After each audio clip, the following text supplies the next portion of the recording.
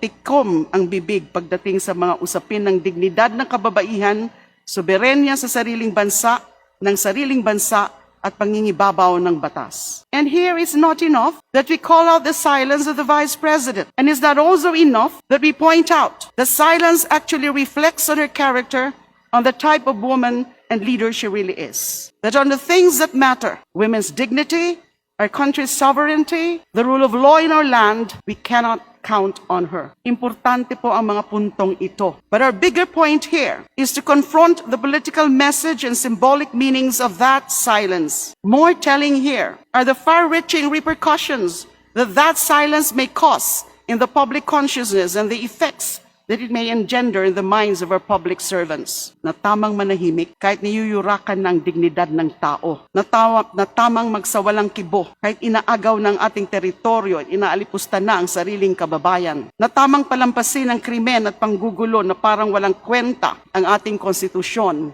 at mga batas. This is the sound of Sara's silence. Hindi tayo pumapayag dito. Hindi tayo dapat pumayag dito. At tayo naman sa kamarang ito, ano ang ating tugon? Huwag naman po sanang magkikibit balikat. Huwag naman po sanang mahawaan ng pananahimik dahil ang pagsasawalang kibo ay pakikisangkot. Dapat na hamunin at singilin natin ang ating mga pinuno kapag mali, kapag baluktot ang kanilang asal at salita, at kapag walang katwiran ang kanilang pagtikom ng bibig kung kailan kailangan.